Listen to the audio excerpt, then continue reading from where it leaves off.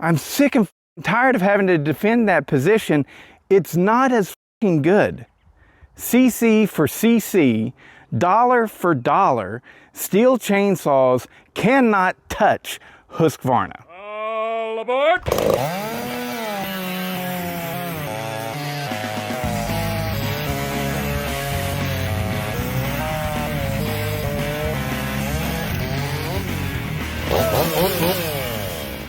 Hello and welcome to another episode of the Woodsman Whack Off, the series that puts two woodsmen face to face to see which competitor can whack off their log the fastest. In today's episode, it's farm saws to the rescue. We're talking about the two most popular farm and ranch chainsaws of all time, the Stihl MS290 and the Husqvarna 55 Rancher. Both of these saws were directly aimed at dominating the population of customers who needed a chainsaw that fell somewhere between homeowner and professional grade. However, even with the same target user in mind, the two companies accomplished the task in two very different ways.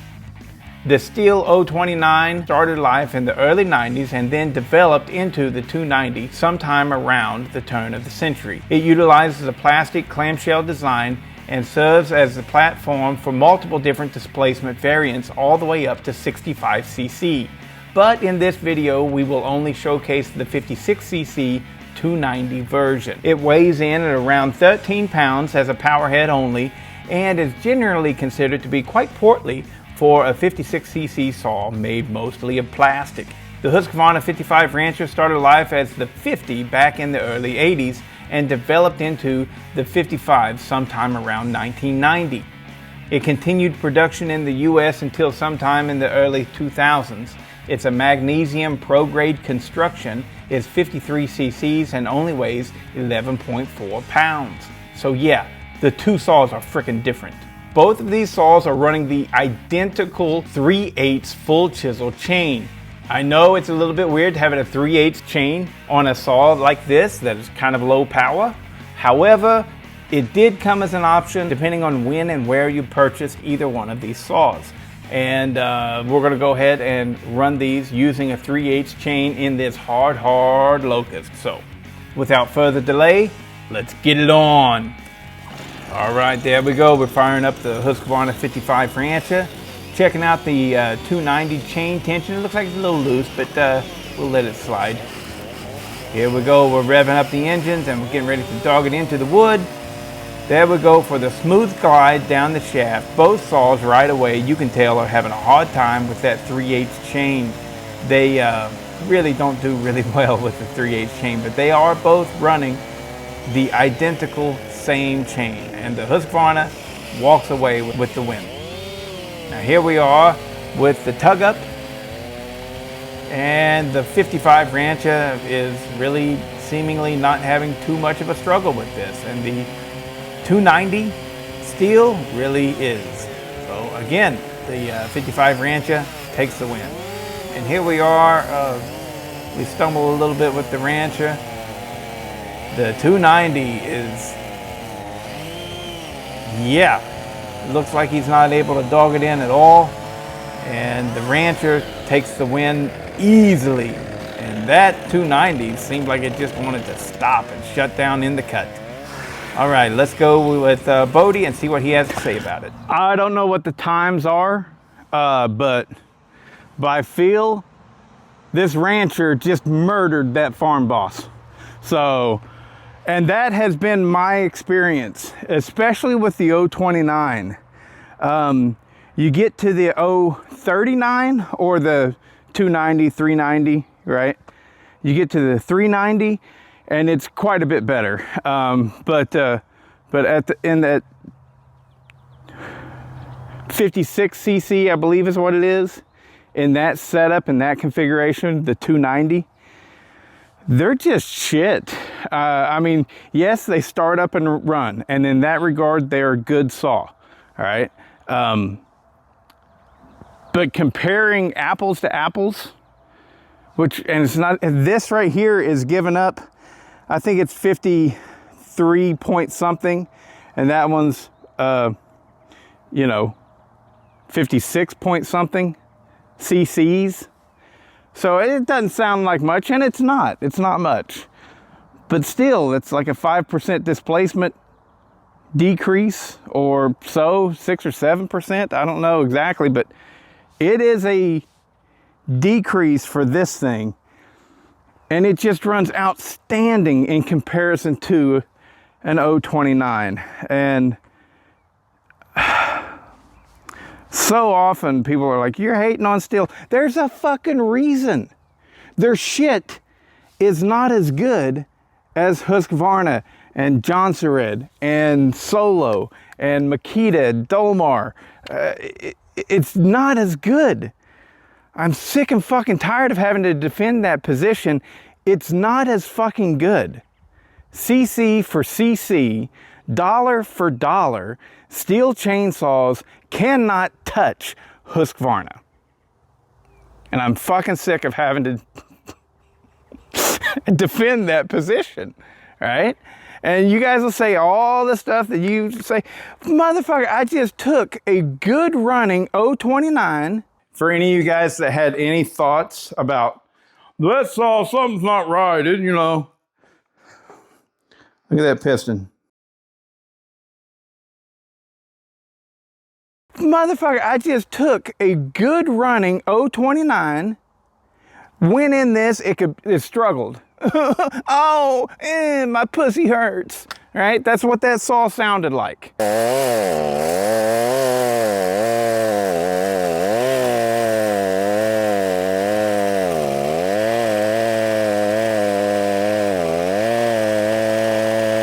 Okay, I took a smaller displacement saw, both of them completely stock, both of them running good. No problem. You know, this is what this was made for. And so whenever you get to the Pro saw, the difference between the two is less of a gap. I'll admit that. But the homeowner saws, fuck you. Husqvarna beats them every time. Every damn time. There is no homeowner saw that Stihl has in its lineup that's better than a homeowner saw that Husqvarna has in its lineup. Unless you go outside of the reasonable CC range. Like, for example, what is it? The new 391, I think, is a 65cc, and the Husqvarna 460 Rancher, that's 59 cc's. Maybe the 391 is better. But that's what I'm talking about. You've got to give Stihl an edge somehow for them to be able to compete with Husky. Time and time again. And I've had probably 4 of those 290s through these hands. And every one of them ran like that. Fucking dog. Yeah, rant over. Okay, yeah, so honestly, I'm sick and tired of talking bad about Stihl. You know, I really am. I just want them to make better products. They're the most expensive chainsaws on the planet. They should be the best chainsaws on the planet. So, and from my experience, they're not. Even though the 400, I still think is the best chainsaw ever made. That thing is awesome. So they can do it. They just choose not to. And a lot of times they just actively choose to be overly complicated. And that's a very German trait. I know this. I am married to a German woman, and she has a German family. And yes, it is a very common trait for Germans to be overly complicated for no fucking reason. It's just like, what? You know? So it's common. Anyways, the Stihl is high quality shit, but so often I'm looking at this and I'm going, you're expecting me to pay $200 more for a saw or a vehicle? anything, you name it, a motorcycle that is not as good as the counterpart. And yeah, I mean, people do all the time. I was talking with a buddy of mine, Alex, about who sells the most chainsaws in the world, And I was like, I think Husqvarna does. And he's like, I don't know, man. All the pros use Stihl. And I was like, yeah, you know what there's a hell of a lot more of than pros? Average people. There's a hell of a lot more average people buying a chainsaw than there are, or average firewood cutters and stuff like that. So, and then you go outside of the United States, and Stihl does not have the presence that it does within the United States. I mean, yeah, they're still, if not the top, they're at the top, and so I'm not saying that they aren't, but you get over to Europe, which that's a big place, y'all. Things are a little bit differently, and are a little bit different, and very well could be that Husqvarna in several markets outsell them. But what I'm getting at isn't the name Husqvarna. It's Husqvarna, Poland, Redmax, Jonsered. Yeah, they own Zenoa now.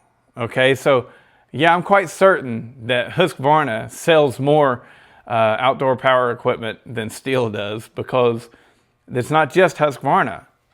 If you look at just the name, right, you go, let's say Stihl name sells more than anybody else. And then Husqvarna is number 2. Well, who's number 3? Okay, Echo, right? Who's number 4? Is it going to be Zenoa? Is it going to be Poland? They still sell a lot of Polands, y'all. And over the years, Husqvarna and Electrolux has just consumed all the other brands. And so, yeah, I think that Husqvarna is going to outsell any other chainsaw on the planet, if you break it up, if you look at it in that way. Like Volkswagen, I'm pretty sure Volkswagen is like way the fuck bigger than Ford. Volkswagen, here in America, so many of us Americans haven't traveled at all. And so we think the world rotates around us, and it's just not the case. There's other stuff out there. Like, there's a Chinese auto manufacturer called BYC or something like that, something goofy as can be. Since 2020, their business has doubled. They have increased 7-fold. That's how fast that company is growing.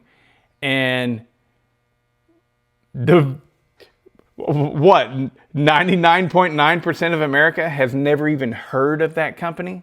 So anyways, the world is a lot bigger than the United States. And here in the United States, German marketing has been very successful. And they have told us time and time again that they are the best. They have the best engineers on the planet. It's fucking hokey and bullshit. They do not have the best engineers on the planet. And, why we choose to believe it still, to me, it only just solidifies our ignorance. Oh yeah. It's like, no, hey man, it's not 1942 anymore.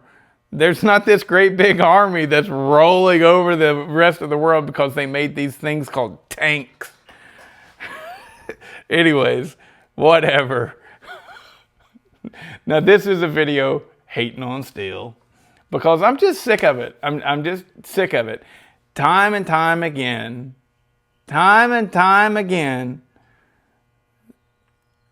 Stihl loses to Husqvarna.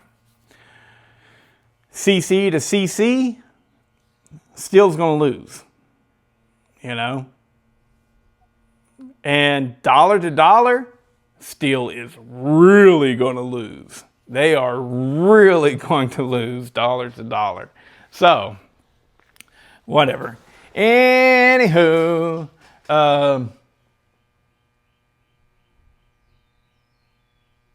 yeah, there you have it.